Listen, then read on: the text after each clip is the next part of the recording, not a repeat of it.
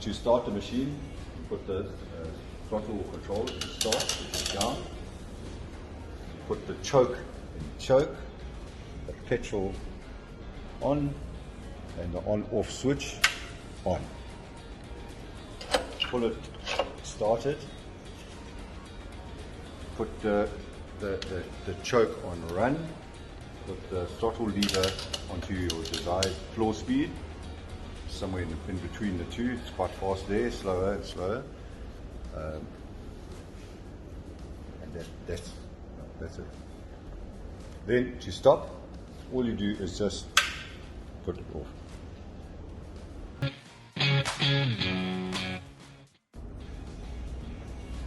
If you find that when you're cutting a wedge in the grass, okay, and if you're standing at the back of the machine, and the right hand side is lower, so you're standing at the back, the right hand side is lower, you adjust it by loosening the top nut and tightening the bottom nut. And that moves your rear roller up and down to compensate for any angles that you're cutting on your grass. If you normally find this, if your grass is long, you've been on holiday, you come back and you cut it, and the one side of the machine is slightly heavier, it sinks into the grass, it'll cut a wedge. So you adjust it by doing that. If it's to the right, if it's to the left, it's the opposite. The left is lower, you loosen the top nut and tighten the bottom nut.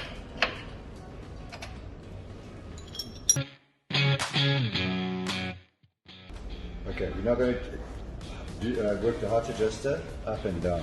The first thing is you have to undo the lock nut and lock bolt. If you don't do this, you will damage the height adjuster and it's not a warranty.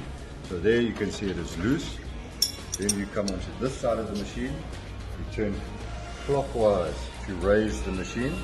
You see it's going freely. You see the machine going up and down. Anti-clockwise to lower. Once you've got your desired height, you can actually cut with it right now. You can check the height. Once you're happy with it, lock it in position.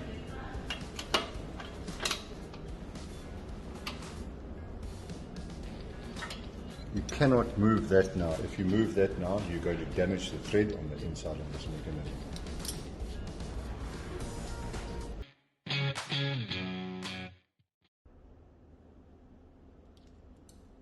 Okay, now we're going to be adjusting the grass deflector. You use the grass deflector if you find that the grass is shooting over the box or it's only filling the bottom.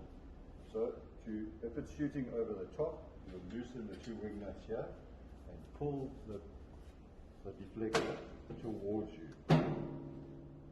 That will lower the grass flow. Lower the grass flow. If you find that it's not filling up properly, simply move it back, and then once in the correct position, tighten the lock nuts. Cut a few times to see if it's functioning properly. If not, readjust it until you're happy with the grass going into the box.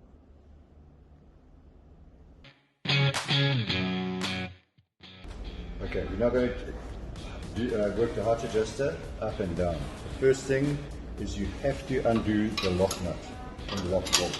If you don't do this, you will damage the height adjuster and it's not a warranty. So there you can see it is loose. Then you come onto this side of the machine, you turn clockwise to raise the machine. You see it's going freely. You see the machine going up and down. Anti-clockwise to lower.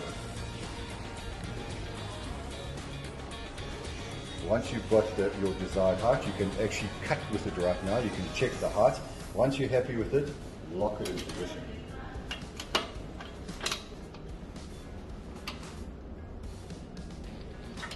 You cannot move that now. If you move that now, you're going to damage the thread on the inside of this mechanism.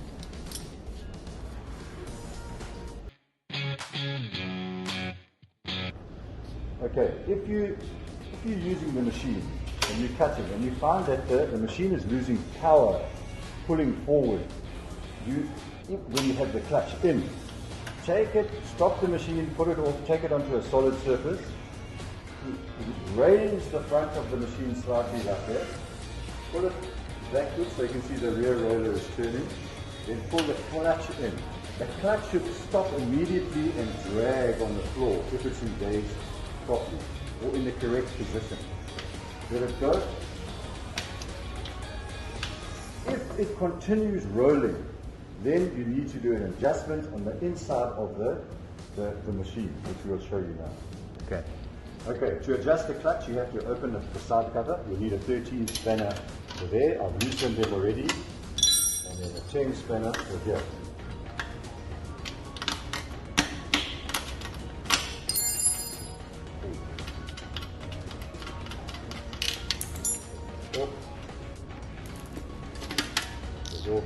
Be careful, there's a flat washer there. Take a flat screwdriver, just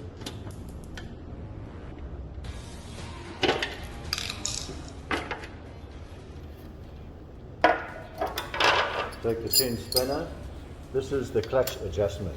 All you do to tighten it clockwise, okay, if you turn it anti-clockwise, you're loosening it, the clutch will not work at all.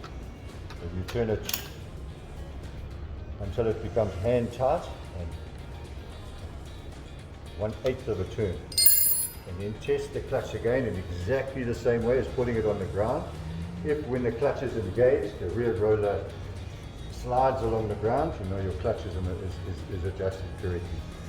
If the clutch will not engage properly, you should take it straight to the dealer. Let the dealer deal with it, because then there's something going wrong with the inside mechanism of that.